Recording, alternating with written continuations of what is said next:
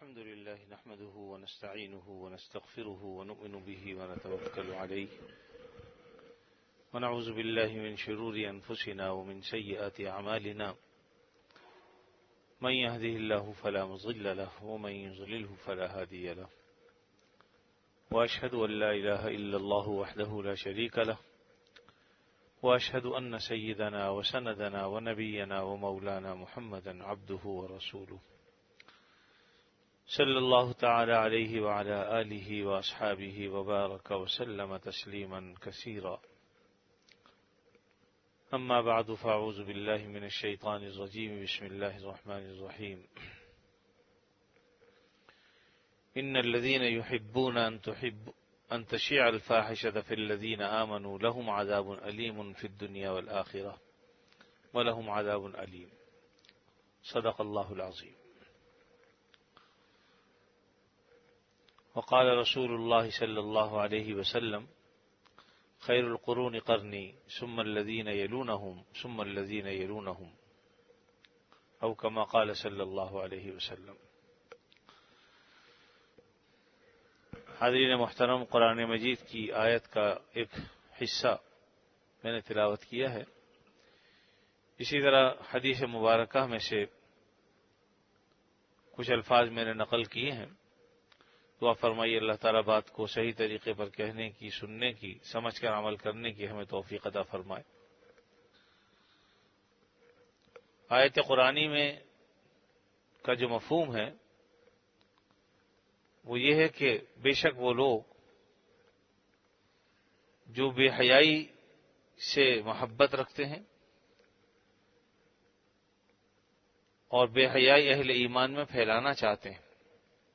ان الذین یحبون ان تشیع الفاحشہ، یعنی بے حیائی کو اہل ایمان میں عام کرنا چاہتے ہیں، فی الذین آمنوا لہم عذاب علیم فی الدنیا والآخرہ، ان کے لیے دنیا میں بھی سخت عذاب ہے اور آخرت میں بھی۔ عذاب علیم دردناک عذاب کو کہتے ہیں، اور حدیث مبارکہ کا جو حصہ میں نے تلاوت کیا ہے اس کا مطلب یہ ہے کہ آقا دو عالم صلی اللہ علیہ وسلم نے ارشاد فرمایا کہ زمانوں میں سب سے بہتر زمانہ میرا زمانہ ہے، پھر اس کے بعد جو زمانہ آئے گا وہ بہتر ہوگا، اور پھر اس کے بعد والا زمانہ۔ گویا خیر کو آپ نے ان تین زمانوں کے ساتھ خاص فرمایا ہے کہ میرا زمانہ سب سے بہتر، پھر تابعین کا دور اور تبع تابعین کا دور۔ اس کا مطلب یہ ہے کہ جیسے جیسے زمانہ آگے بڑھتا چلا جائے گا وہ خیر سے دور ہوتا چلا جائے گا۔ تو ہم تو تقریباً 1400 صدیاں دیکھ چکے، یعنی 14 صدیاں گزر چکی، اب اسلامی 1435 ہجری چل رہی ہے، گویا کہ 15ویں ہجری چل رہی ہے۔ تو جیسے جیسے زمانہ آپ صلی اللہ علیہ وسلم سے دور ہوتا جا رہا ہے ویسے ویسے خیر بھی دور ہوتی جا رہی ہے، عمل کرنے کے جذبے بھی سرد پڑتے جا رہے ہیں، ورنہ اس دور میں زمانہ جاہلیت کا دور تھا وہ بھی، اور یقیناً لوگوں میں خرابیاں ایسی تھیں کہ آج اس کا تصور بھی نہیں کیا جا سکتا۔ لیکن آقا دو عالم صلی اللہ علیہ وسلم کو اللہ نے اس قوم میں نبی بنا کر بھیجا، اور آپ نے تنہا مختلف علاقوں کے سفر بھی کیے، تبلیغ کے لیے بھی تشریف لے گئے۔ لوگوں کا جو سلوک آپ صلی اللہ علیہ وسلم کے ساتھ رہا وہ بھی تاریخ کا ایک حصہ ہے، لیکن آپ صلی اللہ علیہ وسلم نے ان کے لیے بد دعا نہیں فرمائی، بلکہ یہ فرمایا کہ اللہم اہد قومی فإنہم لا یعلمون، کہ اللہ میری قوم کو ہدایت عطا فرما دے، یہ جانتے نہیں۔ لیکن پھر جب اللہ نے ہدایت عطا فرمائی اور ایمان کی دولت سے ان کو نوازا تو ان میں ایسے لوگ پیدا ہوئے کہ آقا دو عالم صلی اللہ علیہ وسلم کی زبان اقدس سے جو لفظ نکلے زندگی کے آخری حصے تک انہوں نے ان پر اپنی زندگی بتا دی۔ پھر صحابہ کرام میں اللہ نے ایسا جذبہ پیدا فرما دیا، ایسی جماعت عطا فرما دی کہ انہیں جو شوق تھا وہ نماز پڑھنے کا تھا، نفلی عبادتوں کا تھا، ذکر و اذکار کا تھا، جہاد کا شوق تھا، روزہ رکھنے کا شوق تھا، حج اور عمرے کرنے کا شوق تھا۔ یہ سارے شوق پھر نبی کریم صلی اللہ علیہ وسلم کی تعلیم کے نتیجے میں ان میں پیدا ہوئے۔ چنانچہ کسی کو نفلی نماز پڑھنے کا شوق تھا، نفلی عبادات کا شوق تھا، تو صحابہ کرام کے ایسے واقعات بے شمار ہیں کہ انہوں نے کس طریقے سے نماز میں اپنا جذبہ دکھایا، اس کی ادائیگی میں، اور کس طرح سے نماز پڑھتے تھے، یہاں تک کہ اگر ان کے یعنی ایک صحابی کے بارے میں آتا ہے، غالب حضرت علی رضی اللہ تعالیٰ عنہ ہے، کہ جب تیر گھس گیا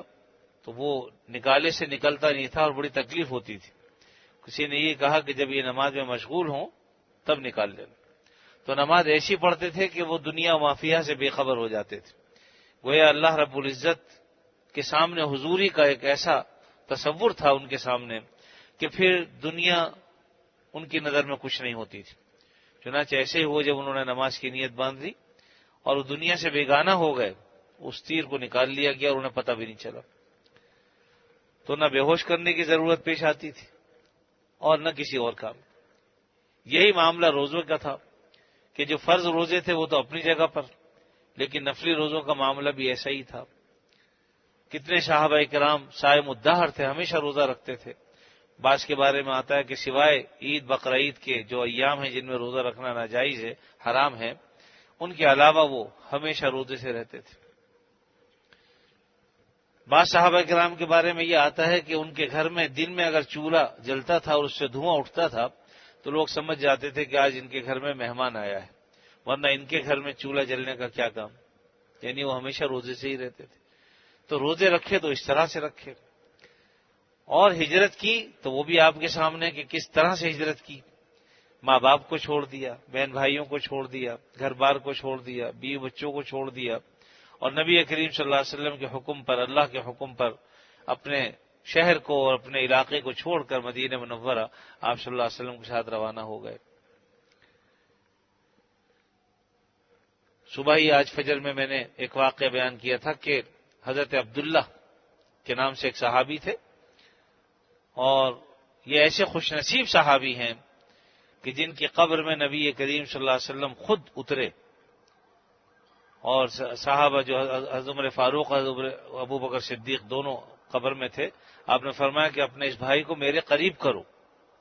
اور پھر آپ نے ان کے لیے دعا فرمائی کہ یا اللہ میں اس سے راضی ہوں، تو بھی اس سے راضی ہو جا۔ تو عبداللہ بن مسعود رضی اللہ تعالیٰ جو موجود تھے انہوں نے فرمایا کاش کہ اس قبر میں ان کی جگہ میں ہوتا، یعنی یہ دعا جو آپ نے فرمائی ہے وہ میرے لیے ہوتی۔ تو بہرحال یہ ذوق و شوق تھا۔ تو یہ عبداللہ جو تھے پہلے مسلمان نہیں تھے، یتیم تھے، باپ کا انتقال ہو گیا، چچا نے پالا، جب جوان ہوئے تو چچا نے اپنے جانور بھیڑ بکریاں ان کے حوالے کر دیں، جس سے ان کی حالت بہتر ہو گئی، خوشحالی آ گئی، لیکن دل میں ان کے ایمان کا نور جگمگا رہا تھا، لیکن چچا کے خوف سے اس کا اظہار بھی نہیں کرتے تھے۔ یہاں تک کہ مکہ بھی فتح ہو گیا، اور فتح مکہ کے بعد آپ صلی اللہ علیہ وسلم جب مدینہ منورہ تشریف لے گئے تو انہوں نے اپنے چچا کے پاس گئی اور کہا کہ چچا میں انتظار ہی کرتا رہا کہ شاید آپ کے دل میں ایمان کی حرارت اثر کرے اور آپ کا دل بھی منور ہو جائے اور آپ بھی ایمان لے آئیں، لیکن آپ تو اب تک ایمان نہیں لائے، اب مجھے اجازت دیجیے کہ میں ایمان لے آؤں۔ تو انہوں نے کہا کہ اگر تو ایمان لائے گا تو تیرا مال، اسباب، سب چیزیں میں تجھ سے چھین لوں گا، یہاں تک کہ جو پہننے کے کپڑے ہیں یہ بھی اتروا لوں گا۔ اور فرمایا کہ یہ مجھے منظور ہے، ایک نہ ایک دن تو میں چھوڑ کے جاؤں گا یہ دنیا سے، اگر میں مرا تو تب بھی یہ کپڑے بھی اتریں گے، یہ ساز و سامان بھی یہیں رہ جائے گا، تو اس لیے میں اپنی خوشی سے ان سب چیزوں سے فارغ ہوتا ہوں۔ اپنی والدہ کے پاس گئے اور ان سے کہا کہ اماں مجھے ستر پوشی کے لیے کچھ چیز چاہیے۔ انہوں نے کمبل دے دیا، اس کو بیچ میں سے پھاڑ کر آدھا حصہ نیچے باندھا، آدھا جسم پر باندھا، اس کے کپڑے بھی اس کے واپس کر دیے، اور اس حال میں مدینہ منورہ روانہ ہو گئے، اور وہاں پہنچ کر مسجد نبوی سے ٹیک لگا کر بیٹھ گئے آپ صلی اللہ علیہ وسلم کے انتظار میں۔ جب آپ صلی اللہ علیہ وسلم صبح تشریف لائے تو پوچھا کون ہو، تو کہا کہ عبداللہ۔ کہا کہ اچھا، پھر آپ نے فرمایا کہ تمہارا فلاں لقب ہے؟ اور پھر فرمایا کہ ٹھیک ہے ہماری مسجد میں رہو، اور اصحاب صفہ کے ساتھ ان کو شامل کر دیا اور دولت ایمان سے مالا مال ہو گئے۔ یہی وہ صحابی ہیں کہ جن کے بارے میں نے کہا کہ جب ان کا انتقال ہو گیا غزوہ تبوک کے موقع پر، یعنی انہوں نے شوق شہادت ظاہر کیا اور فرمایا کہ اے اللہ کے نبی صلی اللہ علیہ وسلم میرے لیے دعا فرما دیجئے کہ اللہ تعالیٰ مجھے شہادت کی موت عطا فرمائے، یعنی اس غزوہ تبوک میں جاؤں اور میں شہید ہو جاؤں۔ تو آپ نے فرمایا کہ ان سے کہا کہ جاؤ کسی درخت کی چھال لے کر آؤ، تو یہ گئے اور درخت کی چھال لے کر آئے، آپ نے ان کے بازو پر باندھ دی اور فرمایا کہ اللہ میں کافروں پر اس کا خون حرام کرتا ہوں۔ تو انہوں نے کہا کہ اللہ کے نبی صلی اللہ علیہ وسلم میں تو آپ سے درخواست شہادت کے لیے کر رہا ہوں اور آپ نے میرا خون ان پر حرام کر دیا۔ فرمایا کہ جب تم اللہ کے لیے نکل گئے پھر تمہیں راستے میں بخار بھی آ گیا اور تم انتقال کر گئے تو شہادت ہی ہے وہ بھی۔ چنانچہ ایسے ہی ہوا، جب تبوک پہنچے تو انہیں بخار آیا اور انتقال ہو گیا۔ اور تدفین کے موقع پر حضرت بلال رضی اللہ تعالیٰ عنہ چراغ لے کر موجود تھے، رات کا وقت تھا جب ان کی تدفین ہوئی، تو اس وقت حضرت ابوبکر صدیق اور عمر فاروق رضی اللہ تعالیٰ عنہما نے انہیں قبر میں اتارا اور پھر خود نبی کریم صلی اللہ علیہ وسلم قبر میں اترے اور اینٹیں جو ہیں آپ صلی اللہ علیہ وسلم نے لگائیں، اور پھر اس وقت یہ دعا دی کہ اللہ میں اس سے راضی ہوں، آپ بھی اس سے راضی ہو جائیے۔ تو یہ صحابہ کرام کا شوق شہادت تھا۔ ایک صحابی حضرت عمر بن جموح رضی اللہ تعالیٰ عنہ لنگڑے تھے، اور اس لنگڑے پن کی وجہ سے نبی کریم صلی اللہ علیہ وسلم نے غزوہ بدر میں شریک ہونے سے ان کو روک دیا تھا، انہیں معاف فرما دیا تھا کہ تم معذور ہو۔ لیکن جب غزوہ احد ہوا تو یہ نبی کریم صلی اللہ علیہ وسلم کی خدمت میں آئے، پہلے اپنے بچوں سے کہا کہ مجھے غزوہ احد میں جانے دو۔ بچوں نے کہا کہ آپ کو تو اللہ کے رسول نے غزوہ بدر میں ہی معاف کر دیا تھا، تو اب کیا ضرورت پیش آئی؟ تو فرمایا کہ تم نے مجھے جنت میں جانے سے روک دیا، لیکن اب میں نہیں رکوں گا۔ اور پھر آپ صلی اللہ علیہ وسلم خدمت میں حاضر ہوئے اور آپ سے اجازت چاہیے کہ اللہ کے نبی صلی اللہ علیہ وسلم مجھے اجازت دے دیجئے کہ غزوہ احد میں شریک ہو جاؤں۔ تو آپ نے پھر انہیں اجازت دے دی، ان کا شوق شہادت دیکھتے ہوئے، چونکہ پاؤں سے لنگڑے تھے۔ فرمایا کہ اللہ کے نبی صلی اللہ علیہ وسلم اگر میں شہید ہو گیا تو کیا لنگڑاتا جنت میں پہنچ جاؤں گا؟ آپ نے فرمایا کہ ہاں پہنچ جاؤ گے۔ تو بات یہ ہے کہ یہ شوق شہادت تھا صحابہ کرام میں۔ ایک صحابی واصلہ بن اسقا رضی اللہ تعالیٰ عنہ، ان کے پاس سواری کا جانور نہیں تھا۔ غزوہ تبوک کے موقع پر مدینہ منورہ میں گلیوں میں یہ اعلان کرتے پھر رہے تھے کہ میں اس سفر میں جانا چاہتا ہوں لیکن میرے پاس سواری کا جانور نہیں ہے، کوئی ہے ایسا شخص جو مجھے سواری کا جانور دے دے اور مال غنیمت جو کچھ ملے گا وہ میں اسے دے دوں گا۔ تو ایک بوڑھا آدمی نے کہا کہ ہاں میں اس پر تیار ہوں۔ چنانچہ اس نے سواری کا جانور ان کو دیا اور یہ سفر پر روانہ ہو گئے، اور بعد میں اللہ تعالیٰ نے مال غنیمت کے طور پر انہیں کچھ نوجوان اونٹنیاں عطا فرمائیں، مال غنیمت میں انہیں حاصل ہوئیں۔ تو وہ اونٹنیاں لے کر یہ مدینہ منورہ آئے اور وہ جو بوڑھے صحابی جنہوں نے سواری دی تھی ان کے پاس پہنچے اور کہا کہ بھئی یہ مال غنیمت ہے، شرط کے مطابق اب یہ تمہاری اونٹنیاں ہیں۔ تو وہ بڑے خوش ہوئے اور کہا کہ بھئی انہیں چلا کے تو دکھاؤ۔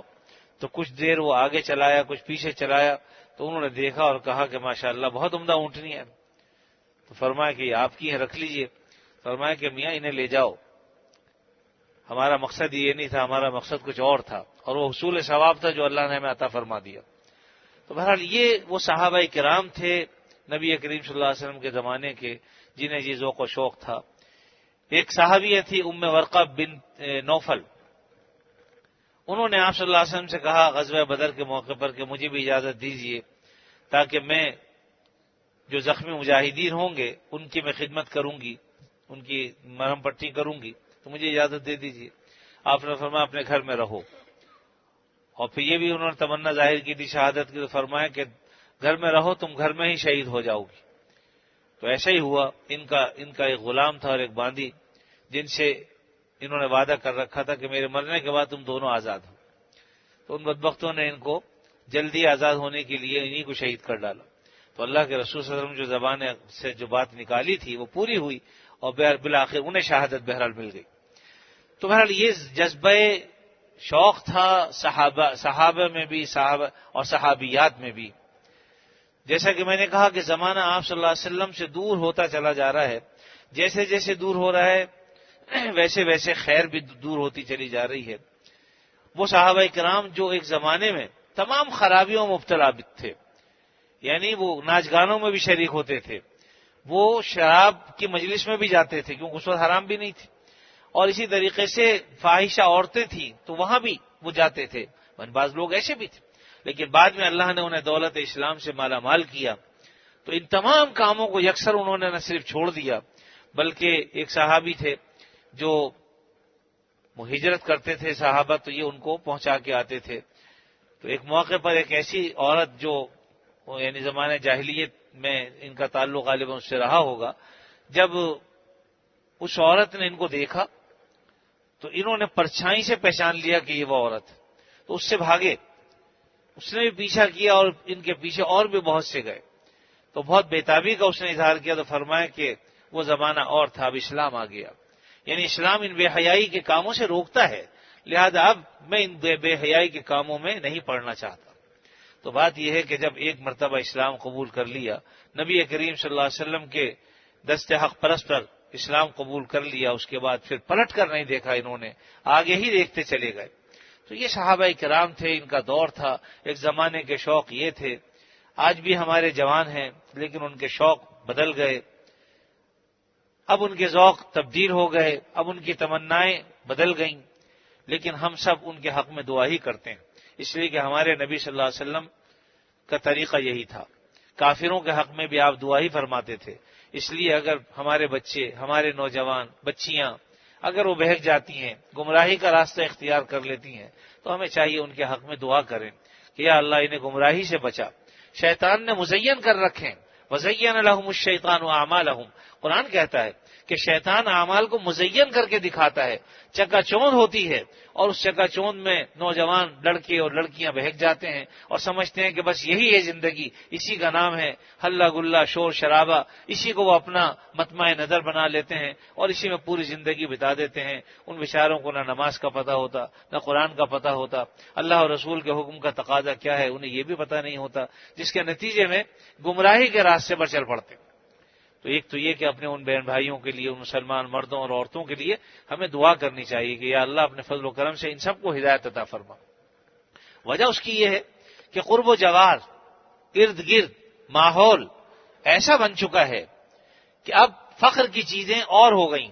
ایک زمانے میں اگر اللہ اور رسول سے محبت یہ فخر تھی، فخر کی چیز تھی، تو آج جو ہے وہ شیطان نے یہ مزین کر دیا کہ دنیا جس کے پاس زیادہ ہو، مال جس کے پاس زیادہ ہو، اور جس کے پاس جو ہے اسباب زیادہ ہوں، اور جس کے پاس جو ہے وہ اس دنیا کے جمیلوں میں زیادہ پڑا ہوا ہو، وہ سمجھتا ہے کہ میرے لیے قابل فخر یہی چیزیں ہیں، بڑے لوگوں سے تعلقات ہیں اور بڑی بڑی محفلوں میں مجلسوں میں جاتے ہیں، مخلوط اجتماعات میں شرکت کرتے ہیں، ان کے لیے اسی میں جو رونق ہے۔ شیطان نے انہی چیزوں کو مزین کر دیا جس کے نتیجے میں آج کلب آباد ہیں، آج ناچ گان قہوہ خانے آباد ہیں، اور جہاں ناچ گانے ہوتے ہیں وہ جگہ آباد ہیں، اور جہاں پر اس قسم کی مجلسیں ہوتی ہیں وہاں پر لوگ شور شرابہ کرنے میں اپنے لیے عزت سمجھتے ہیں۔ میرے عزیزوں، میرے بھائیوں، میرے بچوں، اللہ تعالیٰ ہدایت عطا فرمائے تمہیں بھی اور ہم سب کو کہ ہم ان برے کاموں سے رکیں۔ اللہ تعالیٰ قرآن مجید میں فرما رہا ہے کہ ان الذین یحبون ان تشیع الفاحشۃ فی الذین آمنوا لہم عذاب علیم فی الدنیا والآخرہ، جو لوگ پسند کرتے ہیں، محبت کرتے ہیں، ان الذین یحبون، وہ بے شک وہ لوگ جو محبت کرتے ہیں، پسند کرتے ہیں، کس بات کو پسند کرتے ہیں؟ ان تشیع الفاحشہ، کہ وہ فاحش برے کام کو، بے حیائی کے کاموں کو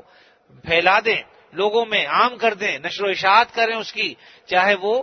جو ہے پرنٹ میڈیا ہو، چاہے وہ ریڈیو کا میڈیا ہو، چاہے وہ الیکٹرانک میڈیا ہو، جو بھی ہے۔ آج آپ دیکھیے سب لوگ اس کام میں لگے ہوئے ہیں، رات دن اس میں مقابلہ ہو رہا ہے، جی ویلنٹائن ڈے آ رہا ہے، ایسا سمجھتے ہیں جیسے اللہ معاف کرے کہ یہ کوئی دینی تہوار آ رہا ہے یا کوئی یہ ایسا معاملہ ہے کہ جس کا اللہ اور رسول نے حکم دیا ہے۔ ہر آدمی سمجھ سکتا ہے کہ اس کا کیا مطلب ہے، کیا یہ ہماری ثقافت ہے؟ کیا اللہ کے نبی صلی اللہ علیہ وسلم نے، صحابہ کرام نے یہ دن منایا یا اس قسم کی کوئی بات کہی؟ یاد رکھیے کہ یہ سب یورپ اور ان لوگوں نے یہ سارے شوشے چھوڑ رکھے ہیں، اور مسلمانوں کو گمراہ کرنے کے لیے چلو وہ کرتے ہیں تو وہ کریں، لیکن ہماری ثقافت تو یہ نہیں ہے۔ ہمیں اللہ اور رسول کے احکام پر عمل کرنا چاہیے۔ ہم جو کچھ کر رہے ہیں وہ کیا کر رہے ہیں، کس طرف جا رہے ہیں، کس راستے پر جا رہے ہیں؟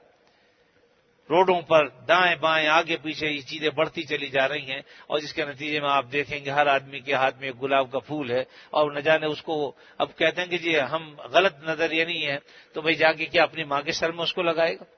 کیا اپنی بہن کے سر میں اس کو لگائے گا، کیا کہے گا اس کو؟ اتفاق سے میں کل کی بات بتا رہا ہوں کہ میں ریڈیو کھولا خبریں سننے کے لیے 4 بجے کے قریب، میں نے کہا دیکھیں کیا ہے، تو سارے دن میں کبھی ایک آدھ مرتبہ ایسا ارادہ ہوتا ہے، تو اس سے پہلے کچھ بات چیت چل رہی تھی، تو غالباً ویلنٹائن ڈے ہی کے حوالے سے ایک لڑکا اور ایک لڑکی گفتگو کر رہے تھے۔ اس میں اب مجھے ان کا نام بھی یاد ہے لیکن اس وقت مجھے کہنے کی ضرورت نہیں ہے، لیکن جو پروگرام بھی آ رہا تھا اس میں یہی تھا کہ بھئی ویلنٹائن ڈے کے حوالے سے آپ کی کیا تیاریاں ہیں، آپ کیا کرنا چاہیں گے؟ تو بہرحال کوئی کچھ کہتا ہے، کوئی کچھ کہتا ہے۔ ایک صاحب وہ آئے اور انہوں نے کہا کہ بھئی یہ تو بے حیائی کا دن ہے اور یہ ہماری ثقافت نہیں ہے، خدا کے لیے آپ اس بے حیائی کو نہ پھیلائیں۔ انہیں روکا، اس نے جلدی سے اس کو کہا کہ آپ یہ بتائیے کہ آپ کا برتھ ڈے کیا ہے، کب پیدا ہوئے آپ، تاریخ پیدائش کیا ہے؟ اس بیچارے نے بتایا کہ بھئی فلاں اگست کی فلاں تاریخ۔ تو کہا کہ آپ کو اسلامی تاریخ یاد نہیں؟ اور یہ کہہ کے پھر اس کا مذاق اڑانا شروع کر دیا کہ بھئی ویسے تو آپ بڑی اسلام کی بات کرتے ہیں لیکن آپ کو اسلامی تاریخ تک بھی یاد نہیں ہے، حالانکہ اسے خود اپنی بھی یاد نہیں ہوگی۔ لیکن بات یہ ہے اگر کسی کو اسلامی تاریخ یاد نہیں ہے تو اس سے کوئی نقصان دین کا نہیں ہے۔ جو قمری تاریخیں ہیں یا شمسی تاریخیں ہیں یہ بھی اللہ ہی کی ہیں، کوئی الگ سے نہیں ہے۔ سورج بھی اللہ ہی نے پیدا کیا ہے، چاند بھی اللہ نے پیدا کیا ہے۔ یہ الگ بات ہے کہ بحیثیت مسلمانوں کے ہمیں اپنی قمری تاریخیں یاد ہونی چاہیے اور مہینے یاد ہونے چاہیے، دن یاد ہونے چاہیے، ان کے نام یاد ہونے چاہیے۔ یہ ہماری بدنصیبی ہے۔ اور لیکن وہی بات ہے ماحول میں جو چلت پھرت ہے وہ اس چیز کی ہے۔ اس کا میں آپ کو ایک مثال دے دوں۔ پاکستان میں اگر کسی سے چاند کی تاریخ معلوم کر لیں تو شاید کوئی جو مسجد میں آتا جاتا ہے اور یہاں پر نظر پڑتی ہے اس کو تو پتا ہو تو ہو، ورنہ عام طور پر نہ اس کا رواج ہے، نہ یاد رہتی ہے، مہینہ بھی یاد نہیں رہتا، سن تک بھی یاد نہیں ہوتا کہ کون سا سن چل رہا ہے وہ۔ لیکن جہاں اس کا رواج ہے، سعودی عرب میں چلے جائیے، آج بھی دور جانے کی بات نہیں ہے، اپنے کسی کے پاس پاسپورٹ ہے تو ان کو اٹھا کے دیکھ لیجئے، ان کا دخول و خروج جو ہوتا ہے وہ سب اسلامی تاریخ کے مطابق ہوتا ہے۔ ان کے جو بھی کام ہیں دفتری وہ سب اسلامی تاریخوں کے مطابق انجام پاتے ہیں۔ ان کے آپ ویزوں پر دیکھ لیجئے تو وہ اسلامی تاریخیں ہوتی ہیں، نتیجے پر وہاں جب آپ تاریخ پوچھیں گے وہ فوراً اسلامی تاریخ بتائے گا۔ ماحول کی بات، اگر یہاں ایسا ماحول بنا دیا جائے گا یہاں بھی ہو جائے گا۔ وہاں چونکہ ماحول بنا ہوا ہے اس لیے اسلامی تاریخ انہیں پوری ازبر ہوتی ہے، یاد ہوتی ہے، فوراً بتاتے ہیں۔ وہ باقاعدہ عربی کے اندر جو ہے وہ اپنے جو ہے 1435 ہجری ہی کہے گا، وہ کبھی یہ نہیں کہے گا 2014۔ تو بات یہ ماحول کی بات، ماحول بڑا اثر کرتا ہے۔ ہمارا ماحول جو ہے وہ اتنا خراب ہو چکا ہے کہ ہم نے ان تمام چیزوں کو پس پش ڈال دیا۔ تو بہرحال ایک تو غیرت کا تقاضا یہ بھی ہے کہ ہم اپنی دینی اسلامی تاریخیں یاد رکھیں اور اس کا چلن عام کریں، بول چال میں بھی، بات چیت میں بھی، اور اسی طریقے سے خطوط میں، اور جو ہم جو لکھانا کرتے ہیں، تاریخ ڈالتے ہیں، اس میں اسلامی تاریخ کو لکھنے کا چلن عام کریں تاکہ ہمارے یہاں بھی اس کو رواج ہو۔ آج جب دوسری چیزیں غلط چیزیں رواج اس لیے پاتی ہیں کہ صحیح چیزوں کو ہم چھوڑ دیتے ہیں، اگر صحیح چیزوں کو ہم پکڑے اور تھامے رہیں تو غلط چیزیں خود راستہ چھوڑ دیں گی۔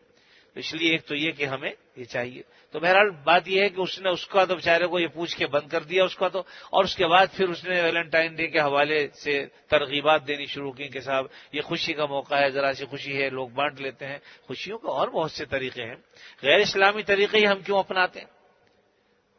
اور اس میں تو بے حیائی کسی اور کچھ بھی نہیں ہے، باقاعدہ یہ سبق دیا جاتا ہے کہ تم یہ سب کام کرو، یہ دن مناؤ۔ کبھی یوم محبت منایا جاتا ہے، کبھی کوئی دن منایا جاتا ہے، کبھی مدر ڈے اور کبھی فادر ڈے۔ ہمارا دین نے تو کوئی ڈے منانے کی ہمیں نہیں کہا، بلکہ ہمارا تو یہ ہے کہ ہر دن باپ کا احترام ہے، ہر وقت باپ کا احترام ہے، صبح ہو یا شام ہو احترام ہے۔ باپ کا دن وہ منایا جو سال میں ایک دفعہ باپ کا احترام کرتا ہے، وہ بھی ہے کہ بس پھولوں کا تحفہ بھیج دیتا ہے۔ ہم تو ہر وقت باپ کا احترام کرتے ہیں الحمدللہ، زندہ ہیں تو بھی احترام کرتے ہیں، دنیا سے چلے گا تو بھی احترام کرتے ہیں۔ بتائیے کیا کوئی مسلمان ایسا ہے الا یہ کہ انہی کی تہذیب سے متاثر ہو کے کوئی اب وہ زمانہ بھی آ گیا کہ لوگ اپنے باپ کو بھی قتل کر رہے ہیں، ماں کو بھی قتل کر رہے ہیں، اور میں سمجھتا ہوں اس میں ماں باپ کا قصور ہے کہ انہیں وہ دین کی تعلیم سے آشنا نہیں کرتے، نتیجتاً وہ اولاد بس حیوان کی مانند ہوتی ہے۔ جس طرح بکری کا بچہ، اس کو نہیں پتا ہے میرا باپ ہے یا ماں ہے، جب وہ مارنے پہ آتا ہے تو ماں کو بھی سینگ مار دیتا ہے، باپ کو بھی مار دیتا ہے۔ یہی حال ہمارا بھی ہو جاتا ہے، حیوانیت ہے کہ اگر باپ کو قتل کرنا پڑے باپ کو لوگ قتل کر دیتے ہیں، ماں کو کرنا پڑے ماں کو۔ لیکن یہ وہی کریں گے جو دینی تعلیم سے روشناس نہ ہو، لیکن جب دینی تعلیم ہوگی تو وہ اپنے باپ کا بھی ادب کرتے ہیں، ماں کا بھی ادب کرتے ہیں۔ بعض اوقات ماں باپ ان چیزوں سے ناجائز فائدہ بھی اٹھاتے ہیں۔ بہت سے لوگ ایسے ہیں ہمارے بچے یہاں پر آنے والوں میں جو ماشاءاللہ دین پر چلنا چاہتے ہیں، لیکن ماں باپ کہتے ہیں کہ نہیں ابھی کیا کرو گے دین پہ چل کے، ابھی تو بہت بڑا زمانہ، ابھی تو تم جوان ہو۔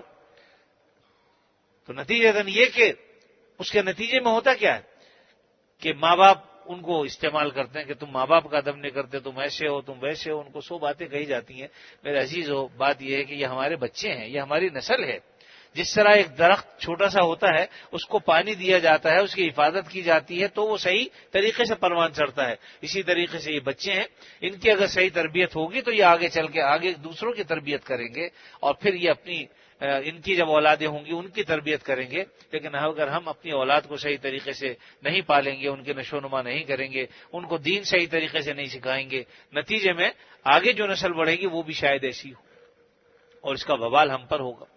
اس لیے میرے عزیز جتنی بھی ایسی بے حیائی کی چیزیں ہیں ان کو ترک کرنا چاہیے، بے غیرتی کی چیزوں سے بچنا چاہیے، مخلوط مجلسوں سے بچنا چاہیے، شادی بیاہوں میں دوسری جگہوں پر ان چیزوں سے گریز کرنا چاہیے، اور جتنا ہم بچیں گے انشاءاللہ اس میں ہمارا ہی فائدہ ہے، کسی اور کا فائدہ نہیں ہے۔ سادگی کو رواج دینا چاہیے، جس حد تک بھی ہو سکے سادگی کے ساتھ کام کر لیں، اس میں ہمارے مال کی بھی بچت ہے، ہمارے وقت کی بھی بچت ہے، بے حیائی اور گناہوں سے بھی ہم بچتے ہیں، تو کتنے فوائد ہمارے منتظر۔ لیکن ہم ہر وہ چیز اپنانے کے لیے تیار ہیں۔ اب بعض اوقات جن پتھروں کو چوم کر اہل یورپ چھوڑنے والے ہیں ہم ان کو چوم رہے ہیں، یعنی وہ تجربوں کے بعد جن چیزوں کو برا سمجھنے لگے ہیں اور چاہتے ہیں کہ ہم ان میں نہ پڑیں، آج ہم ان میں مبتلا ہو رہے ہیں۔ آپ یاد رکھیے کہ امریکہ میں یا دوسرے ملکوں میں جو لوگ مسلمان ہو رہے ہیں وہ ہم سے زیادہ اچھے مسلمان ثابت ہوتے ہیں، وہ اپنے دین کا زیادہ اچھے انداز میں تحفظ کرتے ہیں، وہ دین پر پورے طریقے پر چلنے کی کوشش کرتے ہیں۔ ہمارا مسئلہ یہ ہے کہ ہم چونکہ پیدائشی مسلمان ہیں، ہم ماں باپ ہمارے مسلمان تھے، ان کے گھر میں پیدا ہوئے، نتیجتاً جو دین ہمیں حاصل ہوا وہ گھر سے مل گیا، ہمیں اس کے لیے اس کو تلاش نہیں کرنا پڑا، اس کے لیے مشقتیں نہیں اٹھانی پڑی، تکلیفیں سہنی نہیں پڑی، اس لیے آسانی سے جو چیز مل جاتی ہے اس کی آدمی قدر نہیں کرتا۔ جس کو پیسے آسانی سے ملتے ہیں وہ اڑاتا بھی ایسے ہی، لیکن جو پائی پیسے کے لیے محنت اور مشقت کرتا ہے، مزدوری کرتا ہے، تو یقیناً اس کی قدر بھی کرتا ہے۔ اور یہاں یہ بات بھی بتا دوں کہ صحابہ کرام، میں نے شروع میں کہا نا، صرف نمازیں ہی نہیں پڑھتے تھے، محنت اور مزدوری بھی کرتے تھے، تجارتیں بھی کرتے تھے، سارے کام کرتے تھے۔ ایک صحابی آپ صلی اللہ علیہ وسلم کی خدمت میں حاضر ہوئے اور آپ سے مصافحہ کیا، آپ نے فرمایا تمہارے ہاتھ میں نشان کیسے؟ فرمایا کہ اللہ کے نبی صلی اللہ علیہ وسلم پتھر پر پھاوڑا مارتا ہوں، یعنی میں مزدوری کرتا ہوں، محنت کرتا ہوں، جس کی وجہ سے میرے ہاتھ سخت بھی ہو گئے اور نشانات بھی پڑ گئے۔ آپ صلی اللہ علیہ وسلم نے اس کے ہاتھوں کو چوم لیا۔ اندازہ تو لگائیے کس طرح خوش قسمت وہ صحابی تھا، اور اس میں ہمارے لیے کس قدر کے مزدور کی عظمت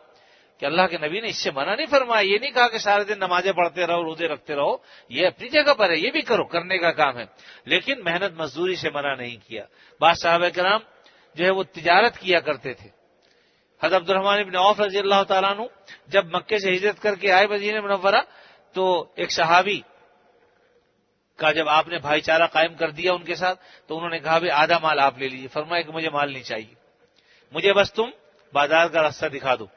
تجارت کہاں ہوتی ہے، بازار کہاں ہے۔ تو انہوں نے بازار کا راستہ دکھا دیا، وہ گھی اور پنیر کا کام کرنے لگے، اللہ نے اس میں خوب برکت دے دی۔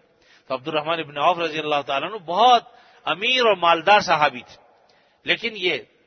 اللہ تعالیٰ نے ان کو تجارت میں ایسی برکت دی کہ اس کے بعد پھر وہ شادی کے لائق ہوئے تو شادی کی، پھر اس کے بعد مزید آگے بڑھے۔ تو اسی طریقے سے ایک صحابی شہد کا کام کرتے تھے،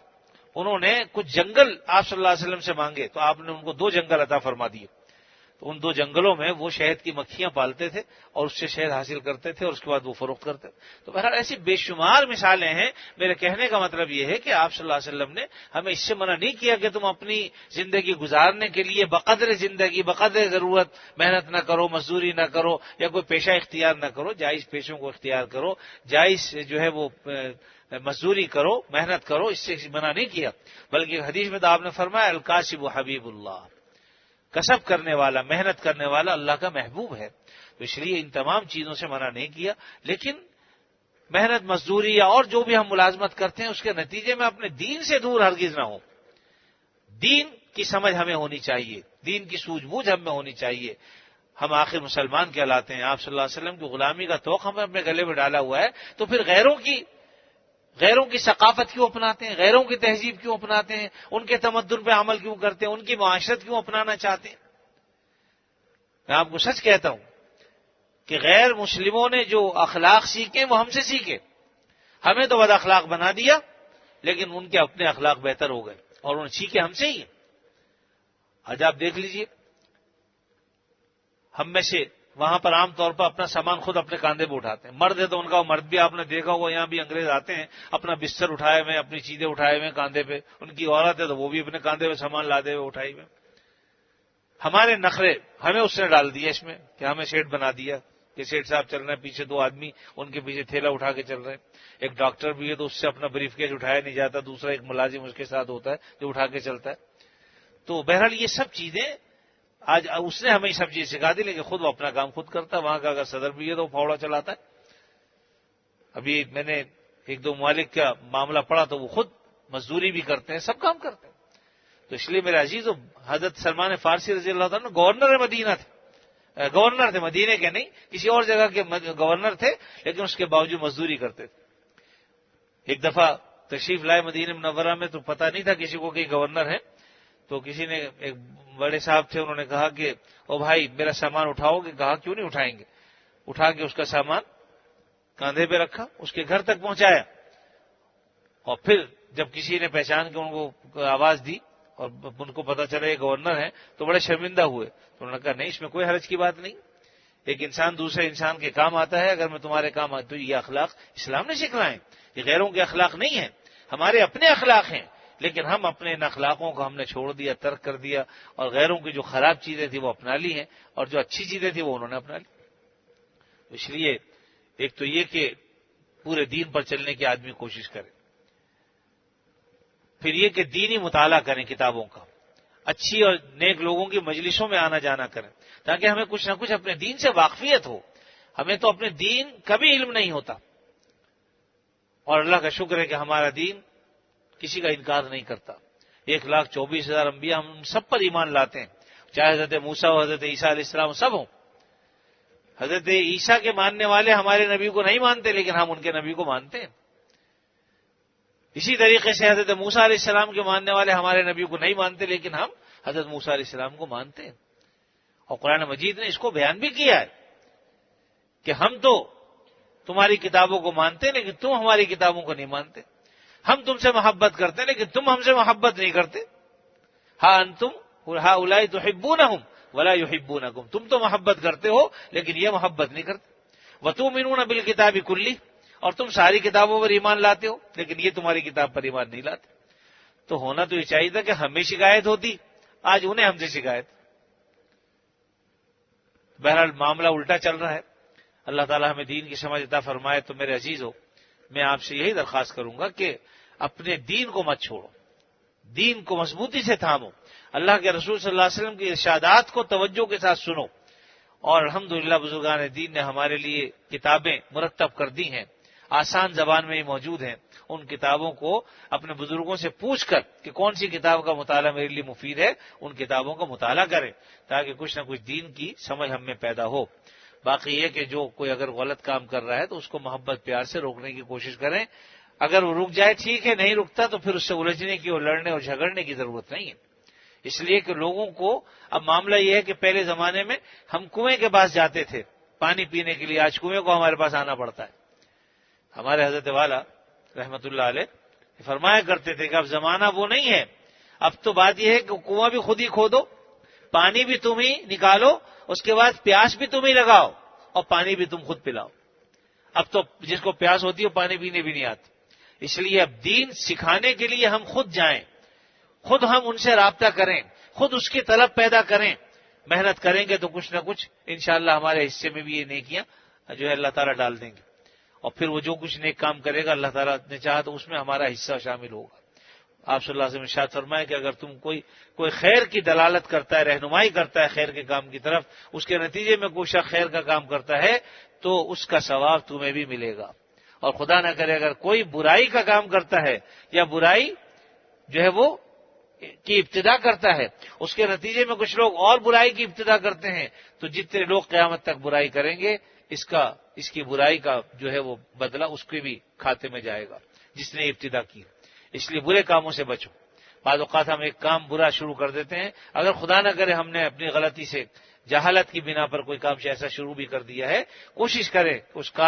اس کی تلافی کریں، اس کام کو ختم کریں، اللہ اعلان اس سے توبہ کریں کہ بھئی یہ کام میں نے شروع کیا تھا اپنی غلطی کی بنا پر، لیکن یہ کہ مجھ سے غلطی ہو گئی، آئندہ میں اس کام سے توبہ کرتا ہوں، اور آپ سے بھی کہتے ہیں کہ آپ چھوڑ دیجیے اس کام، تاکہ کل قیامت کے دن وہ ہمارے لیے گواہی نہیں دے کہ یا اللہ تو خود یہ کام کرتا تھا۔ تو اس کام کو ترک کر دینا چاہیے۔ بعض لوگ کہتے ہیں کہ صاحب ہمیں پتہ ہے تم پہلے کیا کرتے تھے اور اب کیا ہو، تو میرے بھائی اس میں کوئی شک نہیں کہ ہم پہلے خراب تھے، اللہ نے ہمیں سمجھ دے دی، تو اب سمجھ کے بعد بھی خراب کام کرتے رہے۔ اگر ایک آدمی شراب پیتا ہے تو کیا وہ اپنے بیٹے کو بھی کہے گا تو بھی پی، اس لیے کہ میں پیتا ہوں؟ اسے پتہ ہے کہ یہ برا کام ہے، برا عمل ہے، اس لیے وہ خود تو اس میں مبتلا ہو گیا، لیکن اپنی اولاد کے لیے نہیں چاہے گا کہ وہ شرابی بنے۔ اسی طریقے سے ہم نے اگر خدا نہ کرے کوئی برا کام کر بھی لیا تو بھائی جب اللہ نے سمجھ دے دی، اور اللہ تعالیٰ اسی طرح دروازے کھولتے ہیں ہدایت کے، اس لیے ایک تو کسی کو حقیر فقیر مت سمجھو، اللہ تعالیٰ جب چاہیں گے کسی کو ہدایت عطا فرما دیں گے۔ آج آپ دیکھ لیجئے ایک خاتون کا چرچا ہے جو ہے وہ بہت ہی آگے تھی ہر کام میں، لیکن اللہ تعالیٰ نے ہدایت دے دی۔ اللہ سے ہم دعا کرتے ہیں اللہ تعالیٰ مزید استقامت دے انہیں دین پر چلنے کی۔ تو اس لیے ہمیں کسی سے دشمنی نہیں ہونی چاہیے، ہماری محبت اللہ کے لیے، دشمنی اللہ کے لیے، اپنی ذات کو خوش کرنے کے لیے ہمیں کسی سے تعلق نہیں رکھنا، بلکہ اگر الحب للہ والبغض للہ، کسی سے محبت ہو تو اللہ کے لیے، بغض و عداوت ہو تو اللہ کے لیے۔ حضرت ابو ہریرہ رضی اللہ تعالیٰ عنہ فرماتے ہیں کہ نبی کریم صلی اللہ علیہ وسلم نے ایک قبیلے کا ذکر فرمایا، اور فرمایا کہ دجال سے لڑنے میں اور دجال سے مقابلہ کرنے کے لیے یہ قبیلہ بڑا قوی ہے۔ حضرت ابو ہریرہ فرماتے ہیں کہ میں سب سے بدترین اسی قبیلے کو سمجھتا تھا، لیکن جب نبی کریم صلی اللہ علیہ وسلم نے یہ بات سن لی، اس کے بعد اس سے زیادہ محبوب پھر قبیلہ کوئی نہ رہا۔ تو یہ وہ چیز ہے جو ہمارے اندر اگر آج پیدا ہو جائے، محبت کرے تو اللہ کے لیے، بغض رکھے تو اللہ کے لیے، اپنی ذات کے لیے نہ بغض رکھے نہ محبت کرے، کسی سے محبت ہے اللہ کے لیے۔ تو میرے عزیزو بس بات یہی ہے، اللہ تعالی ہمیں عمل کی توفیق عطا فرمائے، اور جو ہمارے اندر خامیاں خرابیاں آج من حیث القوم پیدا ہو چکی ہیں، اللہ اس سے ہمیں بچا لے۔ یہ دور وہ ہے بددیانتی کا دور، کرپشن کا دور، اور جس کو موقع ملتا ہے وہ چھوڑتا نہیں، لیکن ہمیں حق پر چلنا چاہیے۔ اللہ تعالی ہمیں ابتلا میں نہ ڈالے، کسی مصیبت میں نہ ڈالے، لیکن ہمیں چاہیے کہ ہم حق کا راستہ اختیار کریں۔ اگر اس راستے میں کوئی مصیبت آ جائے طلب نہ کریں، لیکن خدا نہ کرے اگر آ جائے پھر اس پر ڈٹے رہیں استقامت کے ساتھ، اور حق کو ہرگز نہ چھوڑیں۔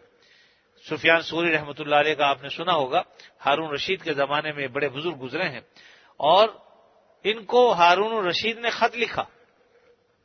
اور ہارون رشید نے خط لکھا اور یہ کہا کہ سب لوگ میرے پاس آئے ہیں، سب نے مجھے مبارکباد دی ہے، اور میں نے بھی دنیا کے دروازے ان پر کھول دیے ہیں، خوب نوازا ہے، لیکن آپ ایسے شخص ہیں جو اب تک میرے پاس نہیں آئے، تو میری اگر مجبوریاں نہ ہوتی اور جو بوجھ مجھ پر خلافت کا ہے وہ نہ ہوتا تو میں خود آپ کی خدمت میں حاضر ہوتا، لیکن اب میری تمنا یہ ہے کہ آپ میری خدمت میں حاضر ہوں، آ جائیں، تشریف لے آئیں۔ اپنے غلاموں میں سے، اپنے خادموں میں سے کسی سے کہا کہ بھئی یہ پیغام میرا سفیان ثوری رحمۃ اللہ علیہ کو پہنچا دے۔ تو سفیان ثوری کے پاس چونکہ ایسے بزرگ تھے، حق بات کہنے میں کوئی بات محسوس نہیں کرتے تھے، کوئی شخص جانے کے لیے تیار نہیں تھا۔ ایک شخص کو تیار کیا اور بہرحال وہ رقعہ لے کر ہارون رشید کا خلیفہ کا اس زمانے کے وہ پہنچا، تو دیکھا کہ حضرت مسجد میں، اور حضرت کے سامنے ایک مجمع ہے جو اپنا بالکل سر جھکا کے بیٹھا ہوا ہے، کوئی کسی کو دیکھتا تک بھی نہیں، ایسا روب اور ایسی ہیبت، سب سر جھکا کے بیٹھے۔ اس نے کہا کہ میں بھی جا کے، عباد نام تھا غالباً اس کا، وہ بھی جا کے بیٹھ گیا۔ حضرت سفیان ثوری رحمۃ اللہ نے اچانک اوپر نظر کی، فرمایا کہ مجھ پر جیسے ہی نظر پڑی انہوں نے فوراً کہا اعوذ باللہ من الشیطان الرجیم واعوذ بک، اور اس کے بعد پھر اور بھی مزید اس طرح کے الفاظ گئے کہ اللہ تعالیٰ شیطان کے شر سے میں پناہ مانگتا ہوں، اللہ کی پناہ میں آتا ہوں، اور تیرے شر سے بھی میں اللہ کی پناہ مانگتا ہوں، اور اس طرح کی کچھ باتیں کہیں، اور اس کے بعد جو ہے وہ ابھی کہتے ہیں کہ مجھ پر ان الفاظ کا ایسا اثر ہوا کہ میں خاموشی سے نکل کے باہر چلا گیا۔ جب باہر گیا، لیکن اب چونکہ پیغام بھی پہنچانا تھا، دوبارہ خاموشی سے آیا، دیکھا لوگ پھر سر جھکا کے بیٹھے ہیں، تو میں بھی بیٹھ گیا۔ مجھے کسی نے کہا ہی نہیں بیٹھنے، کسی نے کہتا کوئی کیسے، کسی نے میری طرف دیکھا ہی نہیں، بالآخر کہتے ہیں میں خود بیٹھ گیا۔ جب بیٹھ گیا تو پھر سفیان ثوری رحمۃ اللہ علیہ نے فرمایا کہ اپنا جو کچھ تم لائے ہو رقعہ لے کے چلے جاؤ واپس، مجھے پڑھنے کی ضرورت نہیں ہے۔ لیکن پھر کچھ دل میں خیال آیا تو وہ رقعہ منگایا اور کاتب کو کہا کہ اس کے پیچھے لکھو، تو اس نے کہا کہ حضرت بادشاہ وقت ہے، اگر اس کے لیے علیحدہ سے ہم کوئی خط کوئی تیر نہیں جی، اسی پہ لکھیں آپ، اسی پہ لکھوایا، اور بڑی سخت نصیحتیں لکھی کہ دیکھو یہ دنیا چند روزہ ہے، ایسا نہ ہو کہ اس میں تو مگن ہو کہ آخرت کو بھول جائے، اور بہت ہی سخت الفاظ میں اس کو جو ہے تنبیہ کی، اور اچھا خاصا لمبا چوڑا خط لکھا، اور پھر اس کو یہ بھی نہیں کیا کسی لفافے میں، بلکہ ایسے اٹھا کے ایسے دے دیا کہ جاؤ لے جا کے دے دو اس کو۔ یہ کہتے ہیں کہ یعنی جو قاصد تھا اس کا معاملہ یہ ہوا کہ اس کے دل پر بڑا اثر ہوا، اور اس نے بھی اپنے جو قیمتی لباس تھا وہ اتارا اور معمولی لباس پہنا، اور اس کے بعد کہا کہ بس اب میں بھی آپ لوگوں میں شامل ہوتا ہوں۔ تو ان کو کہا کہ بہرحال جو کچھ بھی ہے شامل ہونا تمہارا اپنا عمل ہے، لیکن یہ خط پہنچا دو۔ خیر وہ اسی حال میں گیا۔ ہارون الرشید نے جب اس کا یہ حال دیکھا ظاہری تو رونے لگا۔ بہرحال وہ آدمی یعنی نیک تھا، بعد میں اس نے اس خط کو سنبھال کے رکھا، پڑھتا رہا اور روتا رہا، پڑھتا رہا اور روتا رہا، یہاں تک کہ ہر ہفتے میں ایک دن وہ خط پڑھا کرتا تھا اور روتا تھا۔ مصاحبین کی جیسے خوش آمدی لوگ ہوتے ہیں، کسی نے کہا بھی کہ بڑی گستاخانہ زبان استعمال کی ہے، لیکن وہ زمانہ بہرحال نیکیوں کا زمانہ تھا، بادشاہ جو ہے وہ ان کو دین کی سمجھ بوجھ ہوتی تھی۔ اس نے کہا کہ تم خوش آمدی لوگ ہو، اللہ تعالیٰ تمہارے جیسے مصاحبین کسی کو نہ دے، اور پھر اس کہا کہ جو کچھ انہوں نے لکھا ہے انہوں نے میری آخرت کی بھلائی کے لیے لکھا ہے۔ پھر وہ خط اپنے پاس سنبھال کے رکھا، ہر ہفتے میں ایک دن وہ خط منگوا کے پڑھا کرتے تھے اور روتے جاتے تھے۔ اللہ تعالیٰ بہرحال ان کی مغفرت فرمائے، لیکن بات یہ ہے کہ ایسے بادشاہ ہوتے تھے اور ایسے عمل کہنے والے بھی ہوتے تھے۔ تو بہرحال کسی سے محبت ہو تو اللہ کے لیے، بغض و عناد ہو تو اللہ کے لیے، ہمیں اپنے مسلمان بھائیوں کی فکر کرنی چاہیے۔ نئے مسلمان کرنا اتنی ضرورت کی چیز نہیں ہے جتنا کہ مسلمانوں کو اسلام پر قائم رکھنا زیادہ ضروری ہے۔ آج بہت سے مسلمان جو ہے وہ اس طرح کا جملہ بھی کہتے ہیں، کیا ہم مسلمان نہیں ہیں، کیا ہم تم ہمیں کافر سمجھتے ہو؟ تو یہ بات نہیں ہے، کافر نہیں سمجھتے، لیکن یہ ضرور ہے کہ دین سے برگشتہ ضرور ہو، اور جب دین سے برگشتہ ہو تو ہماری کوشش یہ ہونی چاہیے کہ اپنے مسلمان بھائیوں کو دین پر لانے کی کوشش کریں، ان کے لیے استقامت کی دعا بھی کریں، اور ایسے طریقے اختیار کریں کہ جس سے وہ اپنے دین پر جم جائیں۔ تو اس لیے بہت ضرورت ہے اس بات کی۔ بہرحال اور جتنی بھی اس قسم کی الٹی سیدھی چیزیں ہیں، جیسے ویلنٹائن ڈے ہے، دوسری چیزیں ہیں آج کل جو ابھی 14 فروری کو مناتے ہیں، تو بہرحال یہ سب یورپ کی اور ان لوگوں کی چیزیں ہیں، ہمارے تہذیب و ثقافت میں یہ چیزیں نہیں ہیں، نہ اللہ کے رسول نے نہ اس کے صحابہ نے کسی نے ایسا حکم دیا، بلکہ بے حیائی کی باتیں ہیں، ان سے گریز کرنا چاہیے، بچنا چاہیے۔ اللہ تعالیٰ اپنے فضل و کرم سے مجھے بھی، آپ کو اور تمام مسلمانوں کو عمل صالح کی توفیق عطا فرمائے اور برائیوں سے بچنے کی توفیق۔ الحمد للہ رب العالمین والعاقبۃ للمتقین والصلاۃ والسلام علی رسولہ الکریم سیدنا مولانا محمد وعلی آلہ واصحابہ اجمعین۔ لك الحمد على ما قضيت ولك الشكر على ما أعطيت تبارك ربنا وتعاليت نستغفرك اللهم من جميع الذنوب والخطايا ونتوب إليك لا ملجأ ولا منجا ولا ملتجا منك إلا إليك اللهم إنا نعوذ برضاك من سخطك وبمعافاتك من عقوبتك وبك منك لا نحصي ثناء عليك أنت كما أثنيت على نفسك برحمتك یا ارحم الراحمین۔ اے اللہ اپنے فضل خاص سے ہمارے گناہوں کو معاف فرما، ہمیں عافیت نصیب فرما، ہر شر سے فتنے سے اللہ ہماری حفاظت فرما۔ یا اللہ غیر اسلامی ثقافت سے، معاشرت سے، تہذیب و تمدن سے ہماری حفاظت فرما۔ اے اللہ جتنی چیزیں شیطان نے ہمارے لیے مزین بنا کر رکھی ہوئی ہیں، وہ مزین بنا کر وہ ہمیں پیش کرتا ہے، یا اللہ ان سے ہماری حفاظت فرما، ہمارے بچوں کی حفاظت فرما۔ اے اللہ ہمارے نوجوانوں کی حفاظت فرما، اے اللہ ہماری بچیوں کی حفاظت فرما۔ الہ العالمین اپنے فضل خاص سے مسلمانوں کو، ہم سب کو دین کی سمجھ عطا فرما، دین پر چلنے کی توفیق عطا فرما، آقا دو عالم صلی اللہ علیہ وسلم کے پیارے طریقوں کو اختیار کرنے کی توفیق عطا فرما۔ اے اللہ کسی سے محبت ہو تو تیرے لیے ہو، بغض و عناد ہو تو تیری وجہ سے ہو۔ اے اللہ خواہشات نفسانی پر چلنے سے ہماری حفاظت فرما، شیطانی کاموں سے بچنے کی توفیق عطا فرما۔ یا اللہ بے حیائی کے کاموں سے ہمیں بچا لیجیے، اور اس وقت جتنے بھی عذاب ہیں ان سے ہماری حفاظت فرمائیے۔ یا اللہ ہماری حفاظت فرمائیے، ہمارے بچوں کی حفاظت فرمائیے، تمام مسلمان مردوں کی اور عورتوں کی حفاظت فرمائیے، دین متین پر چلنا آسان فرما دیجیے۔ یا اللہ اپنے فضل و کرم سے قرآن مجید پڑھنے کی توفیق عطا فرما۔ اے اللہ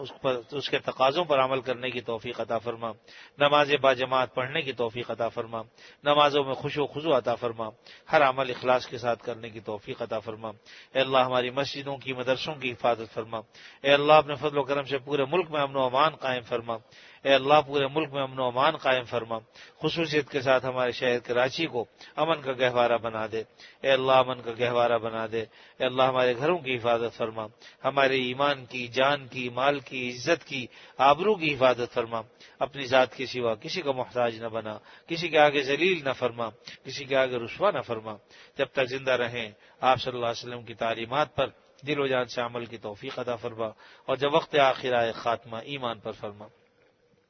صلی اللہ تعالی علی خیر خلقہ محمد وعلی آلہ واصحابہ اجمعین، آمین برحمتک یا ارحم۔